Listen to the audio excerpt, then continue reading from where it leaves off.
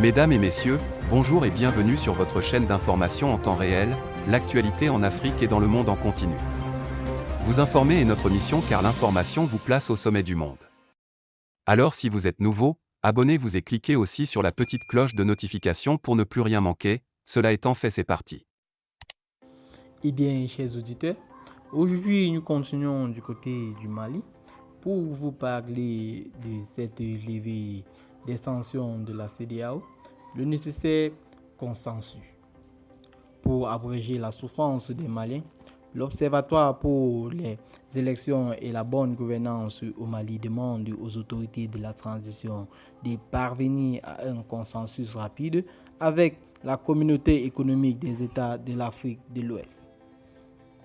Pour sa énième conférence de presse le week-end dernier, à la Maison de la Presse, l'Observatoire pour les élections et la bonne gouvernance au Mali a alerté les autorités de la transition sur la souffrance des populations faute de l'embargo imposé à notre pays.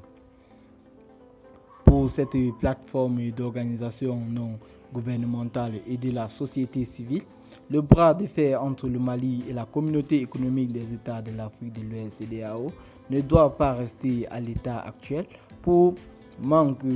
d'un consensus. C'est pourquoi l'Observatoire pour les élections et la bonne gouvernance au Mali, dans son rôle de veille citoyenne, multiplie les rencontres avec les hommes des médias pour partager ses inquiétudes avec l'opinion nationale et internationale. Ainsi, pour une transition inclusive et apaisée, la dite plateforme demande aux autorités de la transition de parvenir à un consensus rapide avec la CEDEAO pour la levée des sanctions afin d'abréger la souffrance des populations, d'arrêter un chronogramme clair et précis pour définir la période de réforme et celle des élections afin de fin de transition, de faire en sorte que la société civile, les partis politiques et les institutions de la transition développent et mettent en œuvre une stratégie d'éducation civile afin d'informer et de sensibiliser les citoyens et les citoyens sur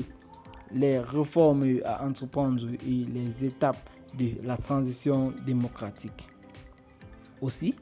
pour des élections crédibles qui inspirent confiance à toutes les parties prenantes, l'Observatoire propose, entre autres, la création d'un organe indépendant et unique de gestion des élections dans la Constitution, la révision du délai entre les deux tours des élections présidentielles afin que le contentieux électoral soit vidé à temps,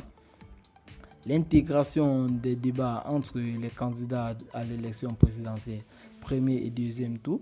pour permettre aux électeurs de mieux connaître les contenus des projets de société des candidats, la création des circonscriptions électorales des nouvelles régions pour leur permettre de prendre part aux élections de fin de transition. Pour rappel, l'Observatoire pour les élections et la bonne gouvernance au Mali, dirigé par le Dr Ibrahim Sango,